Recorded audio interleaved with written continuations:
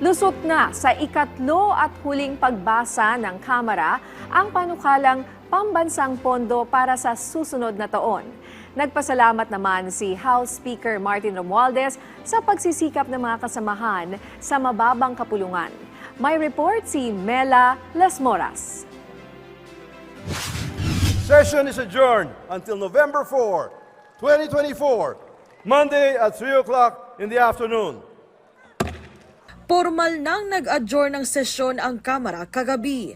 Pero bago yan, naipasa na nila sa ikatlo at huling pagbasa ang House Bill No. 10800 o ang panukalang 6.352 trillion pesos na pambansang pondo para sa susunod na taon. Kasama sa inaprobahang General Appropriations Bill ng Kamara ang 733 million pesos na budget para sa Office of the Vice President. 285 na kongresista ang bumoto pabor sa pag-aproba ng 2025 GAB, habang 3 ang tumutol at wala namang nag-abstain. Sa kanyang talumpati, nagpasalamat si House Speaker Martin Romualdez sa pagsisikap ng mga kongresista at mga kawani ng mababang kapulungan. We adjourn the session in high spirits.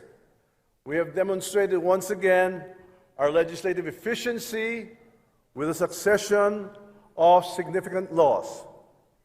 The House of the People, composed of dedicated public servants, has demonstrated their tireless efforts to strengthen the Philippine economy, broaden the range of public service, and reinforce the nation's trust in our governance.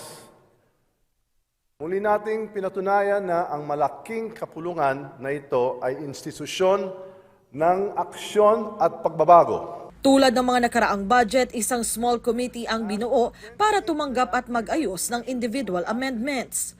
Kabilang sa mga itinalagang miyembro nito, sina Appropriations Chair Elizalde Co, Senior Vice Chair Stella Kimbo, Majority Leader Manix Dalipe at Minority Leader Marcelino Libanan. Sa gitna ng pag-aproba sa budget proposal, nanumpa rin sa harap ni Speaker Romualdez ang bagong miyembro ng Kamara na si Akbayan Party List Representative Percival Sendanya. Giit ni Speaker Romualdez, kahit nakareses ang Kongreso, patuloy pa rin ang kanilang mga gagawing pagdinig at pagbabantay sa mahalagang usapin ngayon, lalo na pagdating sa ating ekonomiya.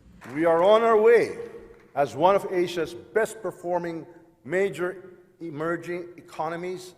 Among East Asia's economies that have disclosed their second quarter 2024 GDP, we rank just below Vietnam at 6.9%, while leading Malaysia at 5.8%, Indonesia at 5.1%, and China at 4.7%.